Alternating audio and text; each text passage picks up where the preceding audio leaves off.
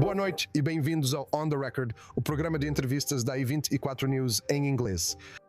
Semanalmente converso com especialistas e líderes de Israel e da região sobre os principais temas do Oriente Médio.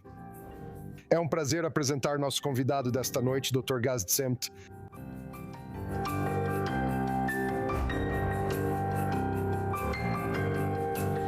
O Dr. Tzemt é um veterano observador do Irã, tendo servido nas Forças de Defesa de Israel por mais de 2 décadas. Ele também é diretor do programa de pesquisa sobre o Irã e o acesso xiita no Instituto de Estudos de Segurança Nacional e pesquisador no Centro de Estudos Iranianos da Aliança na Universidade de Tel Aviv. Dr. Gaz Tzemt, muito obrigado por se juntar a nós esta noite. Obrigado por me receber aqui. Então vamos direto ao assunto, enquanto as informações que vêm do Irã ainda são muito limitadas devido ao apagão da internet. Está claro que os protestos diminuíram bastante devido à repressão brutal e implacável de natureza sem precedentes, até histórica, que ocorreu lá. Podemos dizer que algo assim nunca foi visto na história moderna. Enquanto o regime se prepara para um possível ataque americano, como prometido pelo presidente Trump, o que os Estados Unidos podem fazer para reacender os protestos? Ou esse já nem é mais um objetivo? Sabe, acho muito difícil entender e avaliar o que exatamente encorajaria milhões de iranianos a arriscarem suas vidas novamente indo às ruas. E, portanto, o meu conselho para os Estados Unidos seria: não conte com isso. Se você fizer algo que possa minar o regime iraniano, se fizer algo que possa prejudicar ou danificar a capacidade do Irã de reprimir ainda mais e reprimir futuros levantes ou protestos, você certamente pode fazer isso se quiser destruir ou danificar a Guarda Revolucionária, as sedes das forças de aplicação da Lei Basij em todo o Irã. Apenas faça isso, mas não confie ou não desenvolva uma estratégia baseada nisso, que depende da suposição de que, ao fazer isso, milhões de iranianos vão voltar às ruas novamente. Alguns deles certamente poderiam fazer isso. Sabemos que a crise de legitimidade hoje da República Islâmica é ainda pior do que costumava ser até a recente repressão. Alguns iranianos, por outro lado, ainda podem estar muito assustados para ir às ruas, sabendo o que aconteceu com seus parentes e amigos. Então, é muito difícil saber exatamente o que milhões de iranianos vão fazer. Então, o regime parece ter conseguido resistir pelo menos a essa onda de protestos, mas você mencionou a legitimidade.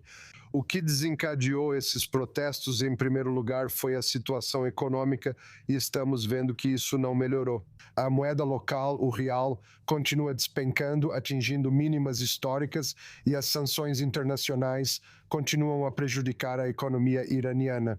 Então, o que esses protestos significam para a economia iraniana em termos da legitimidade do regime daqui para frente, considerando que as questões econômicas não foram resolvidas? Então, antes de tudo, eu separaria entre a crise de legitimidade e a crise econômica. Aliás, há outras crises também, como a escassez de água e o colapso das infraestruturas no Irã, considerando a crise de legitimidade. Isso significa que a maioria do povo iraniano, independentemente do que realmente deseja, seja benefícios econômicos ou mais liberdades civis. Eles simplesmente não confiam, não acreditam, não apoiam mais o regime iraniano.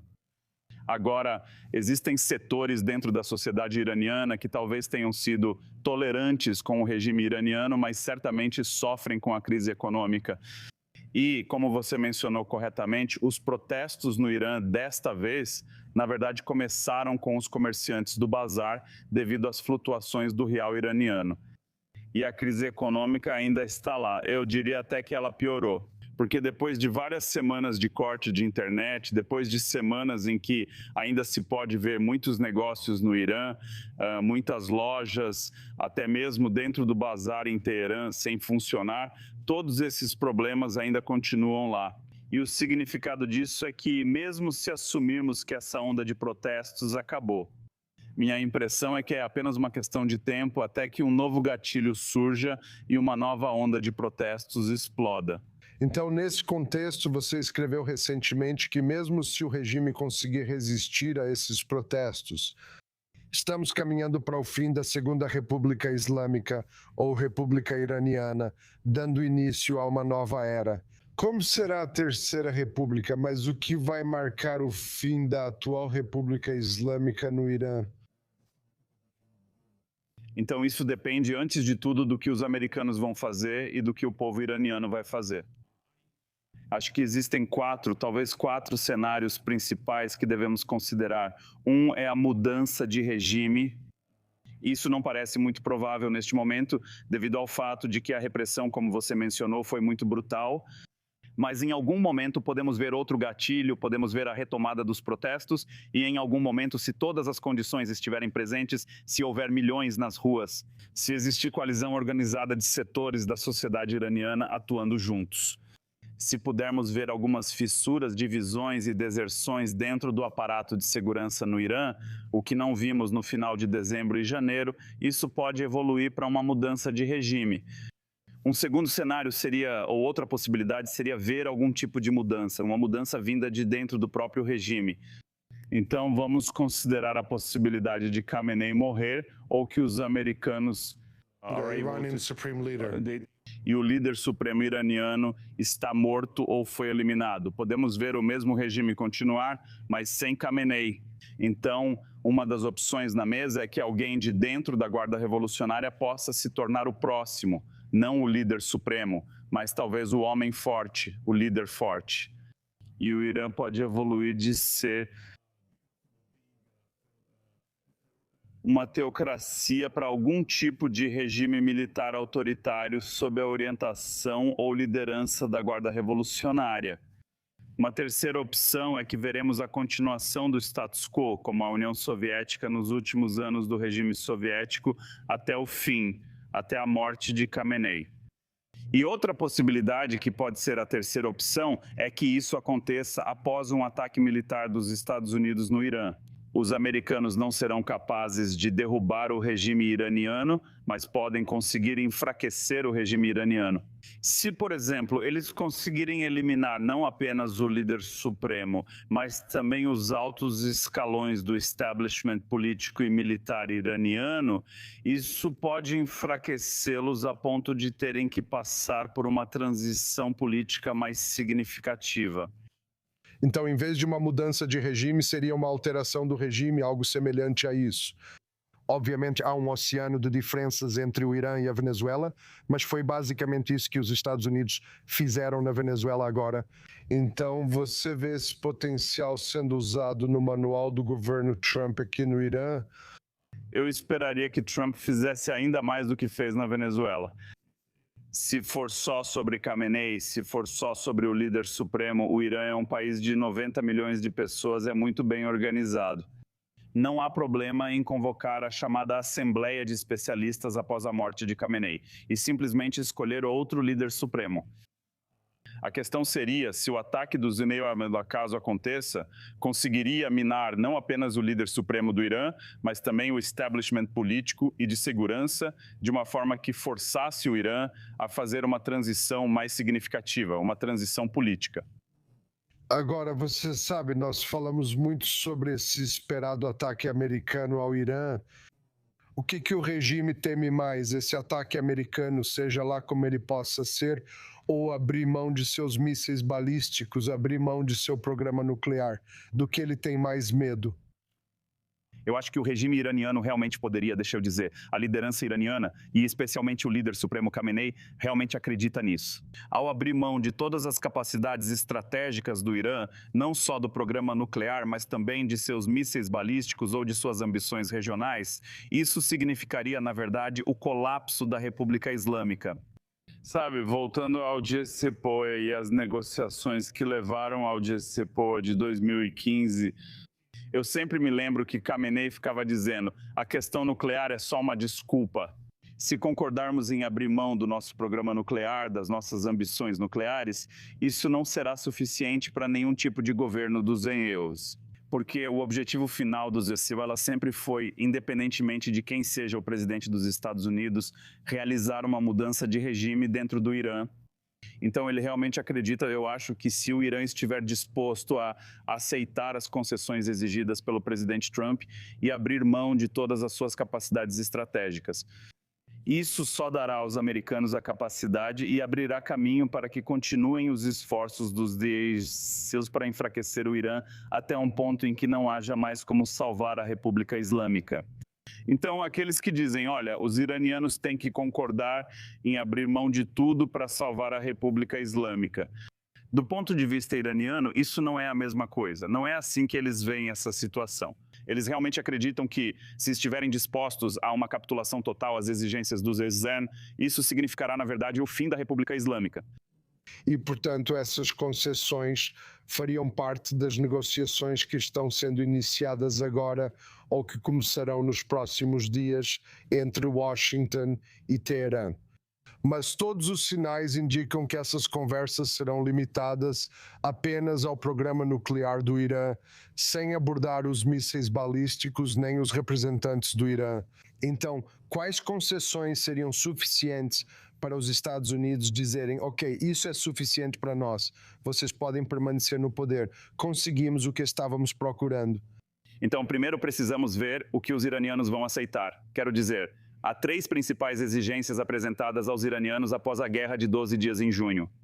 Uma é a suspensão sem quaisquer limitações do enriquecimento de urânio dentro do Irã. Claro, os iranianos disseram, não, nós não vamos fazer isso. A segunda exigência era cuidar dos 440 quilos de urânio enriquecido a 60% que ainda permanecem dentro do Irã após o ataque do ZEU e de Israel em junho. E a última exigência era que o Irã permitisse o retorno dos inspetores da AIEA ao Irã, provavelmente com capacidades mais intrusivas concedidas aos inspetores.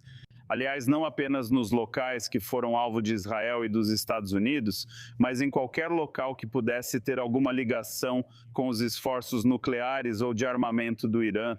Agora, a primeira pergunta é se o Irã vai abrir mão dessas exigências.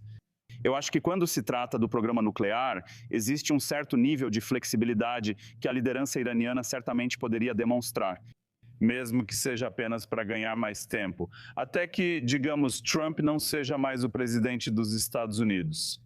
Quando se trata das outras 2 exigências relacionadas às capacidades de mísseis balísticos do Irã e ao seu apoio aos seus aliados e representantes na região. Eu, pessoalmente, acredito que não há chance de que o líder supremo Khamenei e a liderança iraniana concordem nem mesmo em negociar sobre esses pontos. Então, a questão é saber se o presidente Trump aceitará qualquer tipo de concessão sobre a questão nuclear como satisfatória. E outra questão importante é se ele está disposto a oferecer algum tipo de benefício econômico, por exemplo, algum tipo de alívio das sanções em troca de o Irã aceitar essas exigências. Será interessante ver como essas negociações se desenrolam. Quando falamos sobre a República Islâmica, talvez o principal órgão que a sustenta seja o corpo da Guarda Revolucionária Islâmica. É curioso que a Guarda Revolucionária Islâmica não tenha Irã no nome. Você pode explicar o que é a Guarda Revolucionária Islâmica? Você disse recentemente que eles não formam um bloco monolítico, mas reúnem vários órgãos diferentes. Mas pode existir alguma fissura na Guarda Revolucionária Islâmica que ajude a provocar mudança no regime? Atualmente, acho muito difícil enxergar, é muito improvável ver qualquer fissura ou divisão dentro da Guarda Revolucionária. É preciso entender isso. Diferente, por exemplo, do exército egípcio ou das forças armadas que conseguiram sobreviver ou sobreviver à transição política de Mubarak para Morsi e depois de Morsi para Sisi. A Guarda Revolucionária, diferente das Forças Armadas, é uma parte muito importante da República Islâmica e do regime islâmico. Eles são totalmente dependentes do regime islâmico. E eles sabem que, se o regime acabar, é muito provável que eles tenham que sacrificar, talvez, as próprias vidas durante essa transição. Então, eu acho que o único cenário em que talvez você possa ver a Guarda Revolucionária ou partes da Guarda Revolucionária tomar a iniciativa de, assim chamado, sacrificar. O líder supremo Khamenei é se eles chegarem à conclusão de que precisam escolher entre a própria sobrevivência ou a sobrevivência dos próprios interesses e um líder supremo. E se eles chegarem a essa conclusão, Para salvar a República Islâmica, a única maneira de fazer isso é fazendo Khamenei entender que ele precisa renunciar. Esse seria um cenário extremo em que alguns membros da Guarda Revolucionária poderiam fazer isso. A menos que, em qualquer outro caso, eu acredito que a Guarda Revolucionária vai permanecer até o fim. Você vê chance do IRDC pedir renúncia de Khamenei? Basicamente, não. Pelo menos a menos que eles realmente cheguem à conclusão de que é eles ou todo o líder supremo Khamenei. Tudo bem, eu quero dar uma espécie de panorama geral para olhar para a oposição do Irã. Embora não haja uma liderança pública real ou consolidada nesses protestos que vimos no mês passado, o líder exilado do último Shah do Irã, Reza Pahlavi, surgiu, pelo menos aparentemente, como uma força mobilizadora. Mas até que ponto isso é verdade? Quero dizer, qual é realmente o papel de Pahlavi internamente no Irã? E quanto disso é simplesmente uma boa estratégia de relações públicas da parte dele? Sabe, se você tivesse me feito essa mesma pergunta há 2 ou 3 anos, eu diria isso. Mesmo que tenhamos ouvido durante as ondas de protestos no Irã, desde o final de 2017, cada vez mais slogans a favor da restauração da monarquia iraniana, e até mesmo em apoio a Reza Pahlavi, eu diria, tudo bem. É uma espécie de demonstração dos sentimentos nostálgicos em relação ao Irã pré-revolucionário. Isso realmente mostra o nível de desespero dentro da sociedade iraniana, sabendo que não há ninguém dentro do Irã que possa se tornar o governo alternativo à República Islâmica. Não podemos ignorar o fato de que, por exemplo, o chamado de Reza Pahlavi na quinta-feira, 3 ou 4 semanas atrás, para que os iranianos fossem às ruas e protestassem, foi atendido. Quero dizer, vimos centenas de milhares de iranianos indo às ruas após o chamado dele dos Estados Unidos. Vimos dezenas de milhares mortos em 8 e 9 de janeiro. Exatamente. Acho que ainda há uma diferença entre os slogans que vemos em apoio a Reza Pahlavi. E o que eu percebo é que ainda a maioria dos iranianos não considera realmente Reza Pahlavi, como eu diria, uma alternativa potencial à República Islâmica. Eu acho que muitos iranianos acreditam hoje que não importa realmente quem vai ser o líder do Irã, desde que ele consiga entregar soluções para as inúmeras crises e problemas dentro do Irã.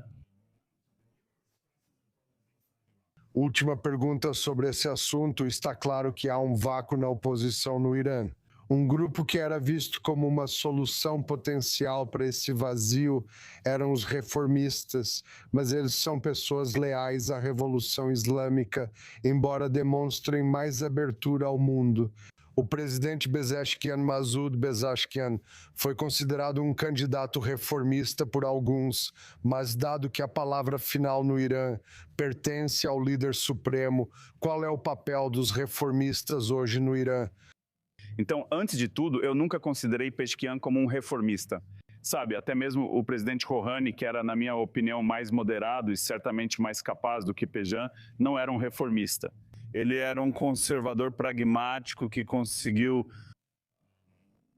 refletir parte da agenda do campo reformista e pragmático dentro do Irã. Mas quando você olha para as declarações vindas dos verdadeiros reformistas no Irã nos últimos dias e semanas, Mir Hussein Mousavi, Mehdi Karoubi, que lideraram o movimento verde em 2009, alguns dos líderes do movimento reformista na prisão de Davin. Pessoas como a ganhadora do Prêmio Nobel, Narges Mohammadi, ou outros, realmente refletem hoje uma mudança em sua atitude.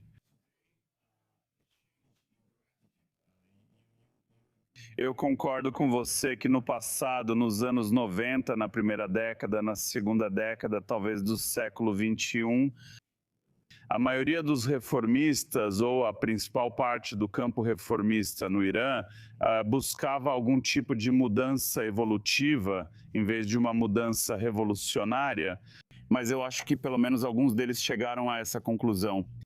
Que, especialmente após essa repressão brutal aos protestos no Irã, não há como a República Islâmica se redimir apenas por meio de algum tipo de processo evolutivo. Então você pode ouvir Mousavi e Karoubi e até mesmo Rouhani sugerindo a questão de um referendo no Irã para ir a um novo tipo de constituição que refletisse as necessidades e os requisitos da maioria do povo iraniano. Então, eles foram além do que os reformistas eram antes. Mas a questão, novamente, é se o povo iraniano hoje, e é muito difícil falar sobre o povo iraniano, porque há 90 milhões de pessoas dentro do Irã, se os iranianos estão prontos para dar uma chance aos reformistas, porque os reformistas falharam durante a presidência de Khatami, durante a presidência de Rouhani, eles não conseguiram cumprir suas próprias promessas. Muitos iranianos hoje afirmam que não há diferença entre reformistas e conservadores. Ambos traíram nossas aspirações e, portanto, queremos algo diferente. Mas talvez como uma transição para algo mais, eu diria, democrático, um tipo de regime totalmente diferente. Eles talvez consigam aceitar pelo menos aqueles elementos do campo reformista que não participaram nos últimos anos das decisões políticas dentro do Irã. Sim, vai ser muito interessante ver que papel, se é que vão assumir algum, eles terão nisso, depois dessa fase em que estamos agora, depois dessa turbulência. Podemos falar mais sobre questões internas e ameaças externas, mas quero ir para a última parte do programa, o segmento de perguntas rápidas. Vou mostrar 3 fotos. Me diga brevemente a primeira coisa que vem à sua cabeça depois de cada uma. Então, a primeira. Este é o líder supremo do Irã, Ayatollah Ali Khamenei. Khamenei, líder supremo do Irã, é, na minha opinião, o último revolucionário iraniano. Acho que atualmente ele é uma espécie de obstáculo dentro do Irã que impede qualquer tipo de mudança interna ou na política externa. E eu realmente acredito que enquanto Khamenei estiver lá, não há nenhuma chance real de qualquer tipo de mudança verdadeira dentro do Irã. Próxima imagem. Este é o ministro das Relações Exteriores do Irã, Abbas Araghchi, reunido com o presidente turco Erdogan e seu ministro das Relações Exteriores, Hakan Fidan, no fim de semana. Araghchi é um diplomata talentoso. Temos que admitir que ele faz parte do sistema iraniano. Eu realmente acredito que ele pode ser mais pragmático em comparação ao líder supremo Khamenei. Ele realmente acredita que para lidar com a crise que desafia o Irã, neste momento não há outra escolha a não ser avançar em direção a algum tipo de acordo com os Estados Unidos. Mas no final das contas ele faz parte do sistema. E, portanto, não devemos esperar que Araghchi, independentemente do que Khamenei diga, adote uma postura mais concorde com grandes concessões quando se trata das exigências feitas pelos Estados Unidos. Sim, ele será o negociador iraniano na reunião com o enviado especial do CIWA, Steve Woodcock. A última foto, este é o secretário-geral do Conselho Supremo de Segurança Nacional do Irã, Ali Larijani. Você, Ali Larijani, nós tendemos a esquecer. Nós sempre esquecíamos dele, quero dizer, ele foi realmente removido do poder. Ele foi desqualificado há alguns anos como candidato à presidência. E foi só após a morte do presidente Raisi e a eleição do presidente Pezeshkian que vimos o retorno de Larijani. Talvez como uma espécie de ancião mais responsável dentro do Irã, escolhido pelo líder supremo para tentar resolver alguns dos problemas internos do país. E por isso acho bastante notável que ele tenha sido muito influente e muito envolvido em todos esses esforços diplomáticos, incluindo sua recente viagem a Moscou para se encontrar com o presidente Putin, e seu envolvimento em tentar gerenciar as decisões estratégicas diárias, a tomada de decisões dentro do Irã. Estes são tempos tumultuados na região, com foco no Irã. Agradeço ao Sr. Dr. Tzimmt por reservar um tempo para conversar comigo e realmente destrinchar esses tópicos fascinantes para tentar entender melhor o que está acontecendo atualmente no Irã. Infelizmente, este é todo o tempo que temos por hoje. Agradeço novamente ao Dr. Jacinto pelo tempo e pelas percepções compartilhadas. Junte-se a nós novamente na próxima semana. Aqui no On The Record você pode encontrar o episódio de hoje e todos os programas anteriores no YouTube e no Spotify.